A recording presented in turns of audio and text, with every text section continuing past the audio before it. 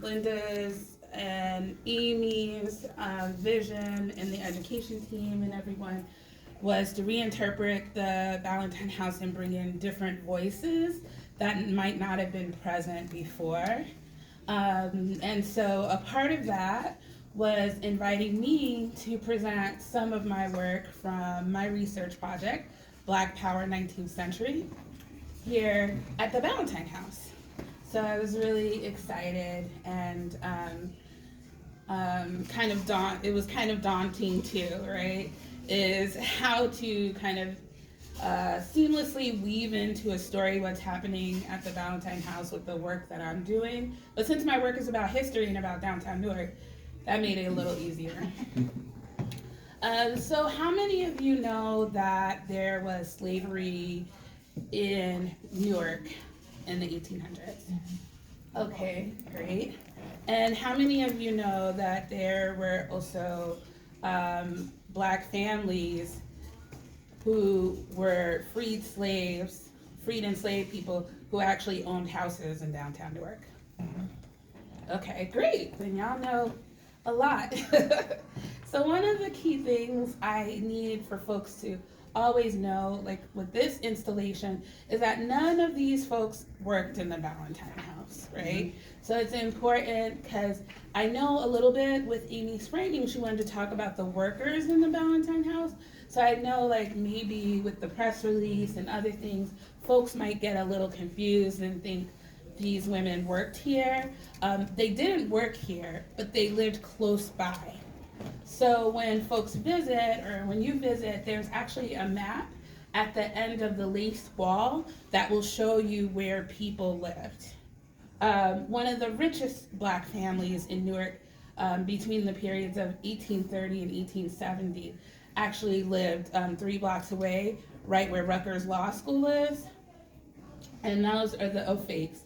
And her image, this is actually the daughter of Peter O'Fake. That's her image right there in the middle of the room. So they just lived a couple of blocks away. Now, one of the things with this installation is that it serves 2 purposes, right? It shows kind of like my process as a historian, right? So what does it mean to like look for things and look for stories that people tell you are not really there, right? Stories that are really hard to find. And then it's also like, how do we create stories for the public from the little bit that we know? Okay, so all of the articles that, or I'll just say 90% to be safe, of the articles that are in the room now are all articles that I found in my research in the past 2 years, right? So this is all new research. Though in Newark, Charles Cummings, he wrote about the O'Fakes, and he wrote about the King family, and he wrote about them generally. In my project, what I do is I take them from being like 3 sentences in an article to actually showing that they're a community, so that they don't just like kind of appear at the end of an article or someone says, oh, they existed over here. What I'm saying is they're a community and they helped each other and they were thriving. So one of the things with my art process that connects to my research is that I'm always kind of working with light, right? So everything you see in the room deals with light and what might be unseen and what is seen. So, for example, I started working with beadwork years ago, and that's because I think it kind of represents the human spirit, kind of how we appear as these kind of solid beings, but we're not really solid. We're mostly water. We transform. We start from whatever, and then we become dust. This is a kind of transitory experience, or transient experience. So that's why I started working with beads, is kind of to reflect kind of this light, this kind of visage, like, of what we think is humanity or our human being body, but it's not really there, right?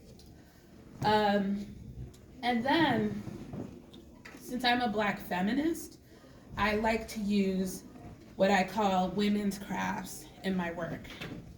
Now, as some of y'all know, there have been men who've worked with lace, right?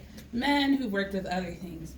But what I do is I say, okay, what are some things that are traditionally associated with women that I can use as a part of my language in the work that I do, right? And then also, how can I promote women's stories in the work that I do, right?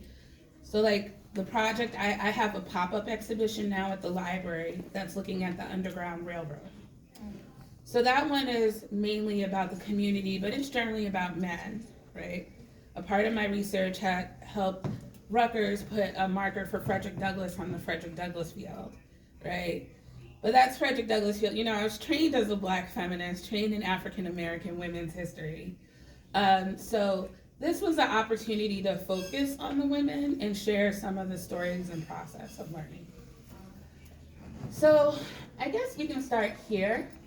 So this is a flag that initially was going to be in the room where the B piece is. So it was going to kind of be like your entry to the room. Does anyone know what the Newark flag looks like now? Can someone explain it? The flag for the city of Newark? Yeah, it's a I lot have like no the idea. city of New Jersey. Uh-huh. I have no idea. Really? Oh, yeah, and it's actually a little bit like Brooklyn's. So it's two women, and I think there's like a plow next to one, and I forgot what the other one is. And they represent like industry or work and something else. So if you look it up later, so if you look at the seal, it's two women. It has a banner similar to this one that's on this flag. And it says Newark, New Jersey, founded in 1836. So I decided to do a project a couple of years ago where I reimagined what the flag for Newark should be. So I decided to take one of the stories that's actually on this wall, and you guys will actually see a printout of it. And it's of a Black woman who attempted to escape her enslaver in Orange, New Jersey. And I don't know how far she made it. Like, I don't know if she made it out of Orange. I don't know if she actually made it to Newark.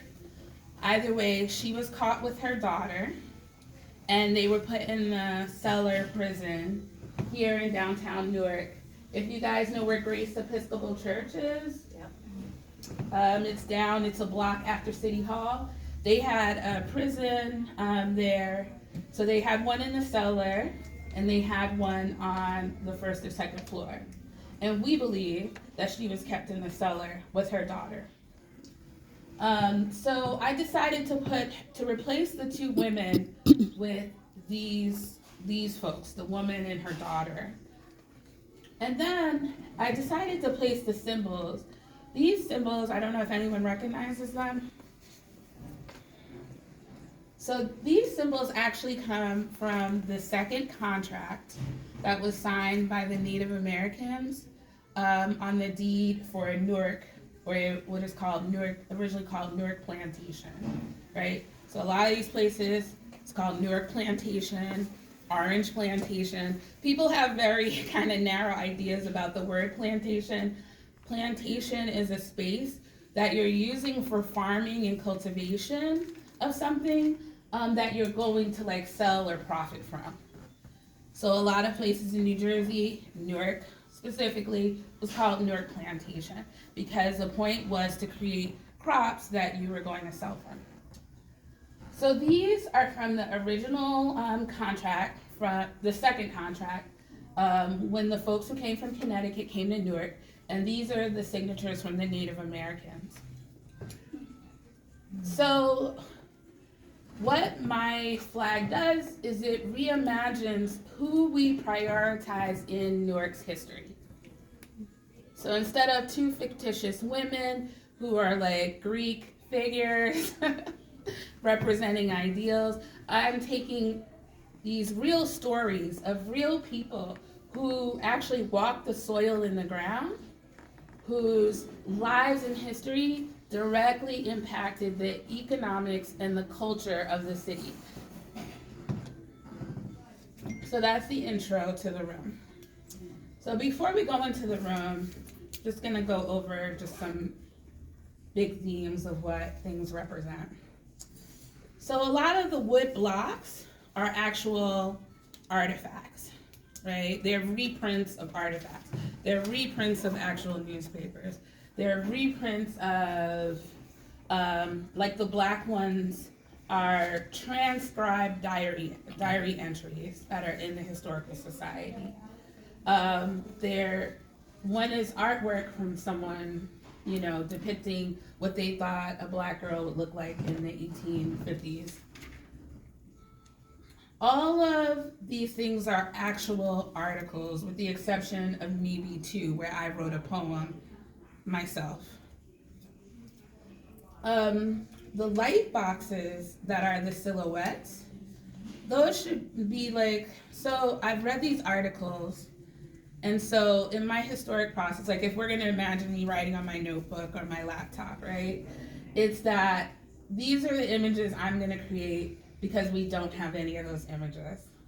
So I know Sarah O'Fake was a piano teacher. So in the light box, I've created a woman playing the piano. I know that she went to different houses to collect rent. So like the O'Fake family, they owned about 7 houses around Newark. That's actually what helped them become, the ownership of houses and investments is how the black middle class wealthy, well the O'Fakes were wealthy at one point, but then their wealth kind of dispersed in different ways. So it shows her going to different houses, collecting the rent. One of the things that undergirds all of my work on a very basic level is for folks to reimagine how they think about African Americans in Newark, right?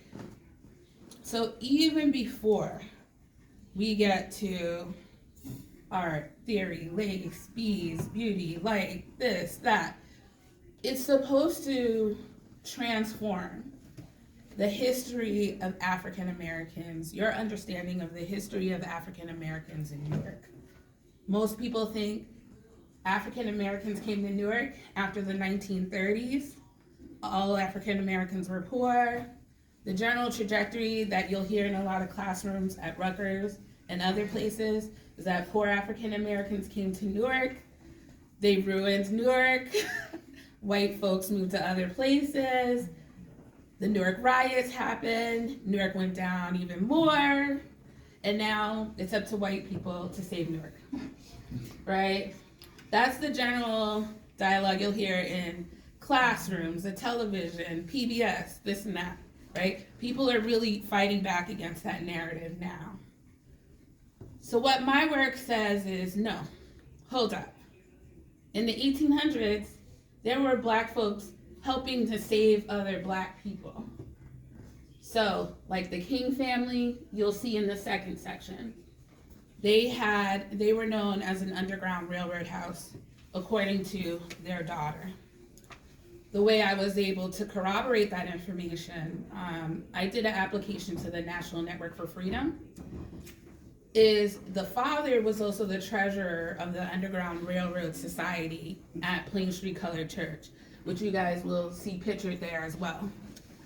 So through knowing that one of the pastors there helped someone go to New York, through knowing that he was the treasurer in the Underground Railroad Society, and then her saying that it was a site on the Underground Railroad, that's how we know that those two sites are Underground Railroad sites, right?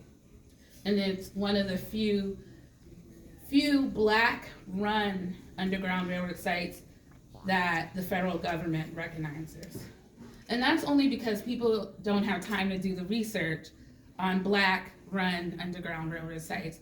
But as we know now, and after Harriet and other researchers, is we're really seeing that it's African Americans who made up a lot of the Underground Railroad, which is obvious, right? Because, you know, we're helping our people and helping ourselves. They also, and then my final comments will be, they also use the churches as places to do fundraising. So as I mentioned, Frederick Douglass came to the field. That's where the Plain Street Colored Church used to be, where the soccer field is at Rutgers, right? So one of these houses and two of these churches were actually, one of the churches and two of the houses were actually on the field, okay? And Frederick Douglass came. But what I said to Rutgers is, the only reason I'm serving on this committee, right, is not just to talk about Frederick Douglass coming for 1 or 2 days, right? Even though he actually spent a lot of time in Newark. And as some people know, he also had a very close friend in Hoboken, who he used to visit all the time. But I always make a joke to someone, you can know that there was a solid black community if you just look and track Frederick Douglass and where he went. And it's really interesting.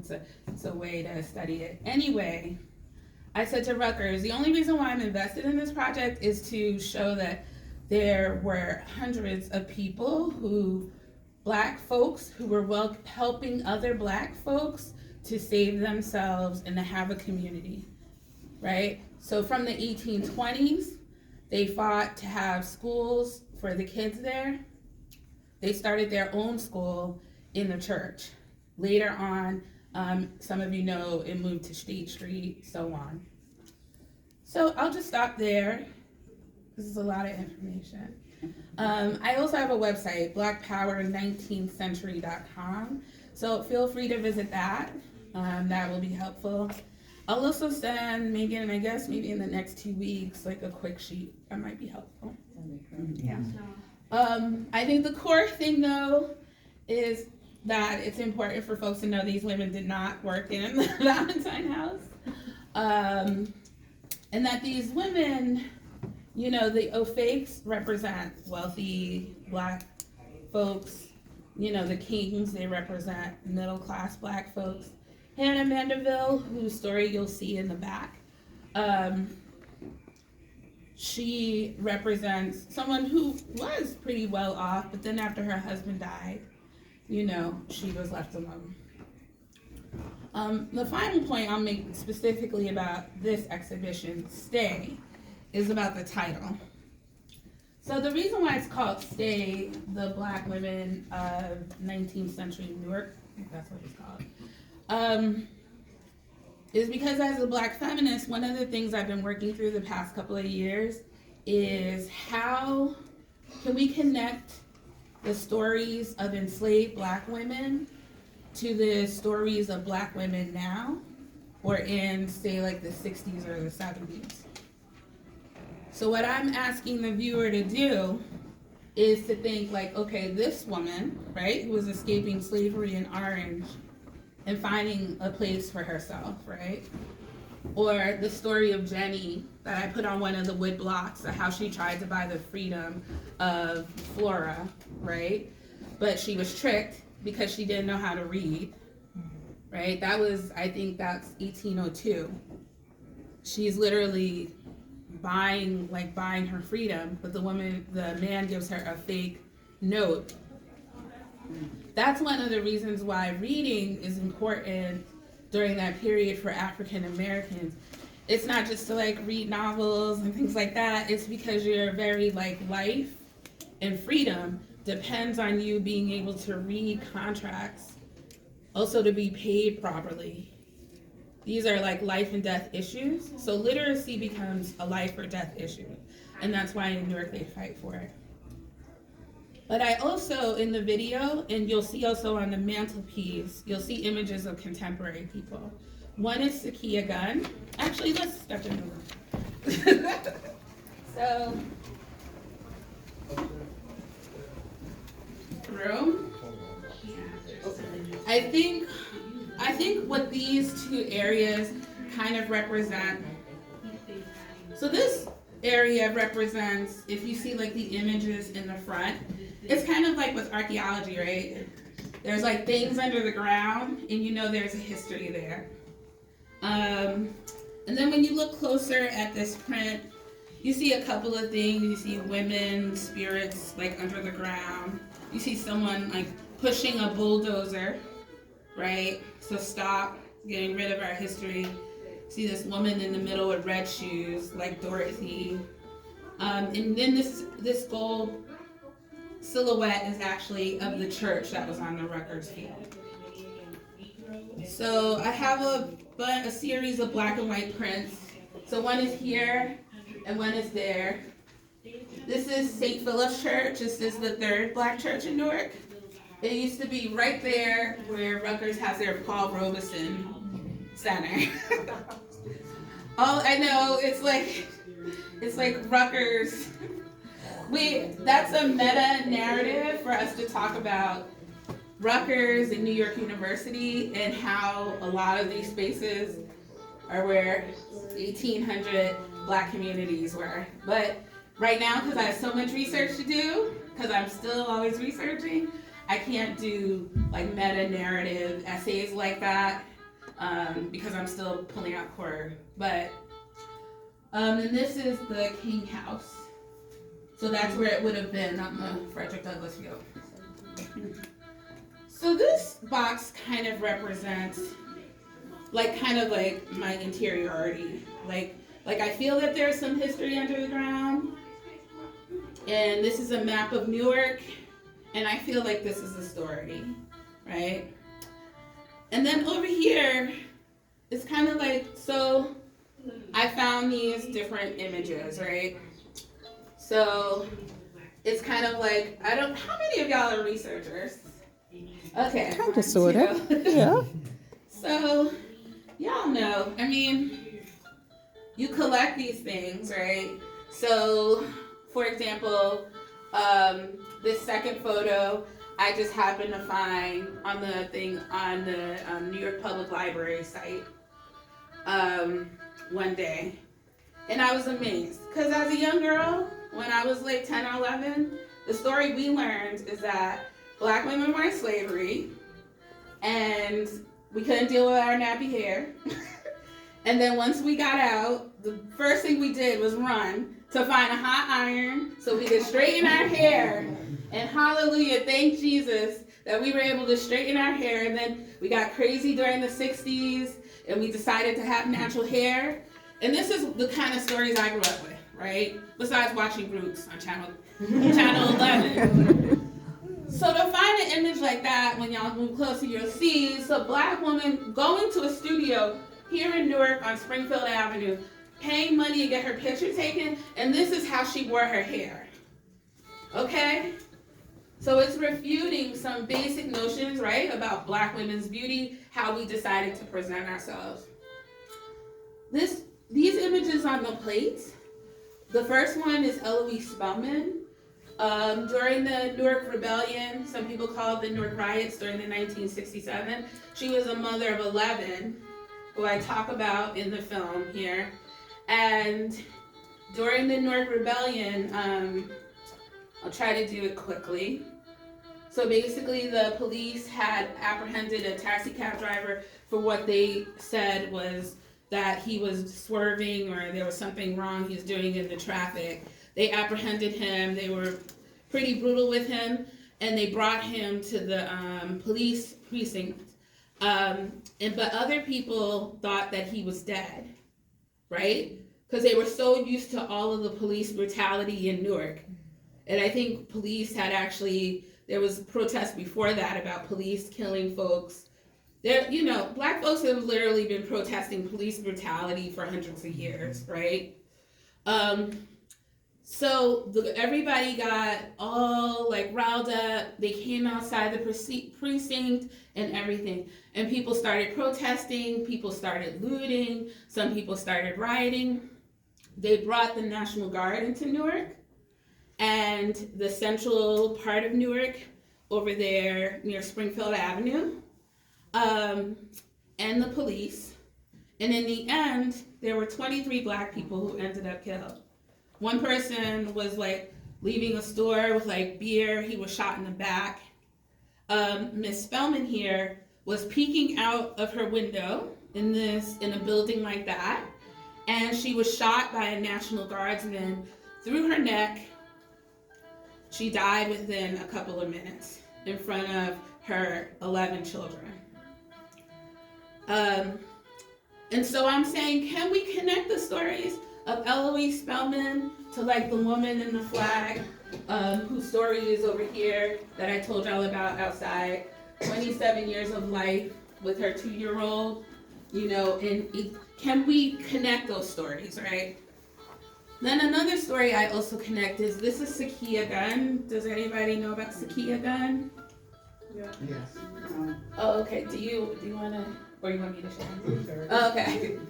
So Sakia Gunn was a Newark student who identified as a black lesbian, 16 years old, who was coming from the city one day with her friends in Greenwich Village. I think y'all all know, like in the village, 20 years ago? 20 years ago.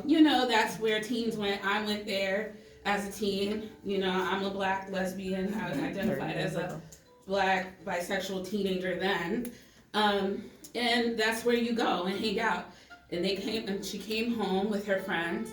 And then there in Broad Market, a man by the name of Richard McCullough started yelling at her friends, like, come over here, get in the car, da-da-da-da, and tried to get her friends and them to come over. They said, no, we're not interested. And then they said, no, we're lesbians. And then they fought back, like they had a verbal altercation back and forth. He grabbed one of the friends, and Sakia went over there and was like, let her go. And then he took his knife and he stabbed her multiple times. And she basically died before they made it to the hospital.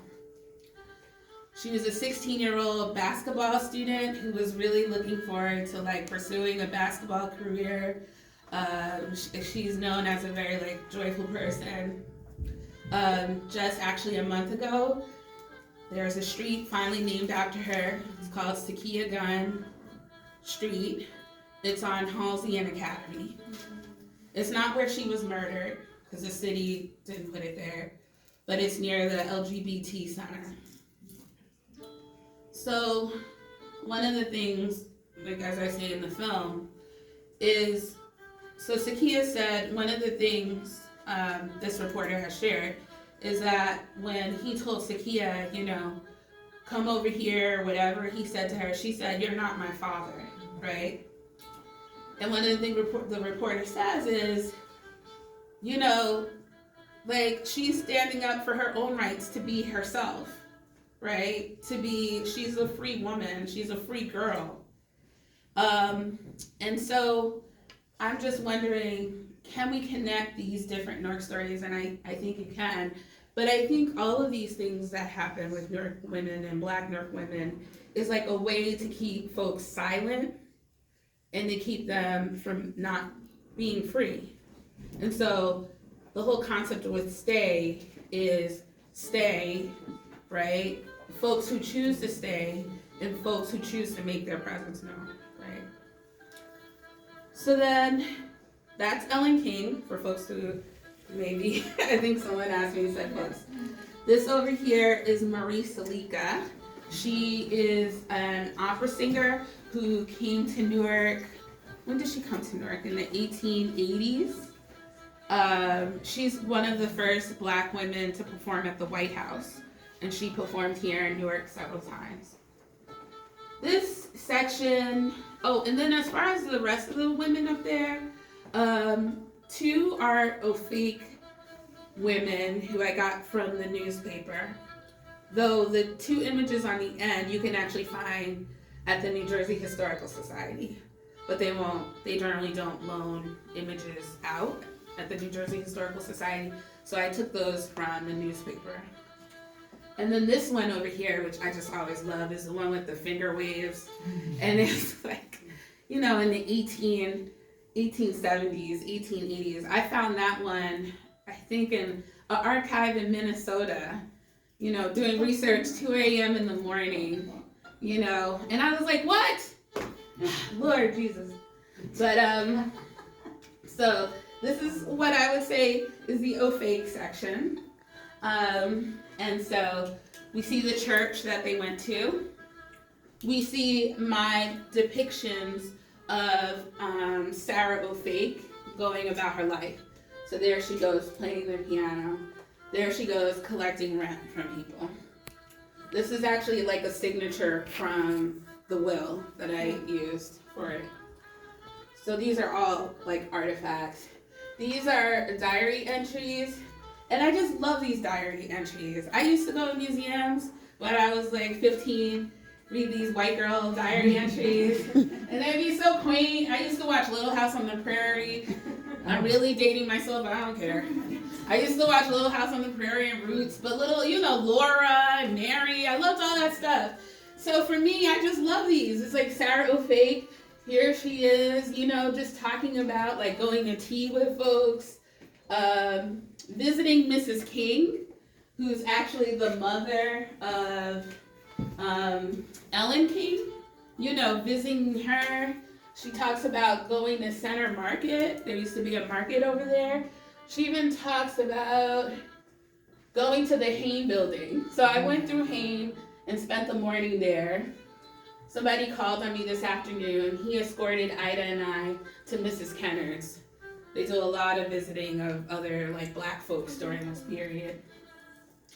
Then I show you an ad of one of her peers, actually, Addie Gear, who was a piano teacher too. Sorry, I didn't mean to touch that. Please don't let people touch it. This is the piano that was in her father's will. He actually, when he passed, these expensive pianos, violins. I forgot to say, the O'Fakes were a musical family. Peter O'Fake and John O'Fake were one of the most famous, they were famous musicians throughout the United States. I'm learning in my research. It's so funny. I won't get into that. About history and waves and what you know and who you get to know. But would we even know about Zora Neale Hurston, right? If Alice Walker didn't go out and bring her stories back to life? Probably not. We wouldn't know who Zora Neale Hurston was. So these are some articles about this. This is actually an article where it's like talking about the event that they had in the house. And it's kind of funny, because if I had wanted to do a little bit more meta work, I would have actually put this Ballantine article that I found of Alice and her mother having a party. And it's kind of funny because it almost looks like the same, like these pleasant guests, and they played bid whist. And it's like almost the same article, but one's Black folks and then the other one. This is just another kind of fake archaeological image I created. Just like when I'm thinking, these are kind of like my meditations, my dreams, or my musings. So this is kind of like musing, these are like musings like that. Over here, if you guys come closer. This is another, like, these prints. So, just in case someone asks you this is a photo that Barbara Kolka, she used to be a reporter for the Jersey Journal. This is an image she has in her collection. And, I asked her for use of it. Actually, I paid her for use of it, let's be clear. And, because that's another part of this folks never talk about is bus trips to Philadelphia, bus trips to New York, reproduction copies, the money of research. And that's another reason why history often does not stay, visible, is because there's a capital part of it. And so then the histories that are those connected to the privileged or wealthy are often the histories that rise to the top, right? So, yeah? No, that's Marie Salika. So she's an opera singer. She performed at the White House, and she performed at a German theater on Academy Street. So she was pretty famous, and she came to perform here in New York. Yeah. So Let me like speed up a little. What time is it? You are at 4:19. Okay, cool. So I got this image from Barbara. So this is like what I call one of my like meditation or musing images, right? When I'm laying in the bed thinking about something.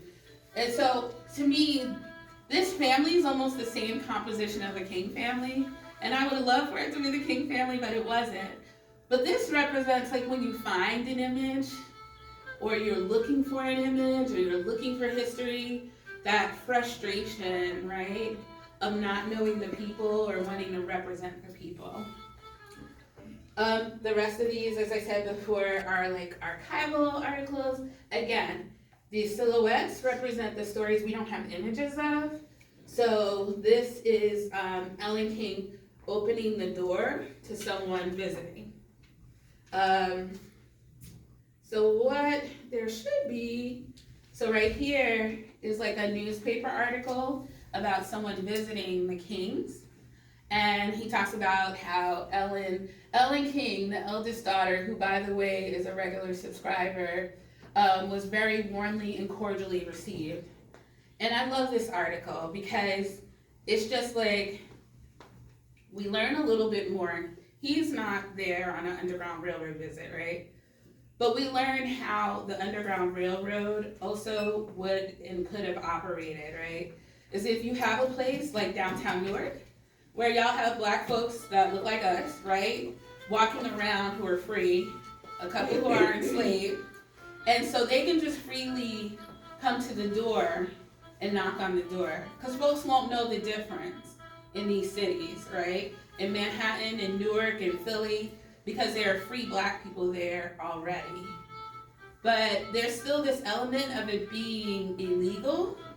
So that's why, even though to me, I think they might have slept in other parts of the house too, there still was like a trap door. I think I put the trap door photo. So like this hiding space down here. So this is from an article and it shows the hiding space in the King house. And who would have ever imagined that there are black folks in New York with these like 3-story houses in the 1800s? The Baxters also in the 1880s, they had a 3-story house that actually still sits 4 blocks away from City Hall, and there's a marker on it. Okay, I'm trying to reduce the info I'm giving out. If y'all could just come closer. This is a map again, so you could like show visitors who are interested, like some of the places. So on this map, we won't be in there too long. We'll go back outside. So over here, this is the Ballantine house. So you get to see the O'Fake home. Their sisters, Sarah O'Fake and Anna, they actually had a dressmaker shop on Halsey Street in the 1880s. You can see Hannah Mandeville's home. Where is that? Number 3. This is all the Rutgers campus. Look at all those circles. Isn't that amazing? I have a question. Yeah. In the dressmaker shop, were they making dresses for just African Americans or for everyone, or for whom were they making dresses? I don't know, Okay. because this is like something I found a month before I delivered. I don't know what I assume is for the dressmaker shop. They were doing it for both. Now, for the O'Fakes though, in their music and dancing lessons that they had a shop like over here and everything. Those were segregated classes. So they taught dancing to white people. And you know, my big thing was that I wanted to like actually find some record of them teaching like Alice. But it actually wouldn't have, it would have had to be like Mrs. Ballantine because of the time overlay, which I thought would have just been so perfect. But they taught mostly the whites for the dancing and singing. But then in the churches, like St. Philip's Church, they would do concerts with black folks, fundraising concerts, traveling music troupes. So that was the stuff they did with black community, and then they made a lot of their money with the white community. Okay, so over here is the section on Hannah Mandeville. And so this section really, this story is a really important story to me. Hannah Mandeville lived in Jersey City, what we would now call like Stage Place. And she was able to leave Jersey City because of the Gradual Abolition Act. So basically what happened is, from when slavery just even started, there was always a debate about when slavery should end, right? There were a couple of things, there were some conscious people, but there was also the violence connected with it. It was also the violence that occurred from it.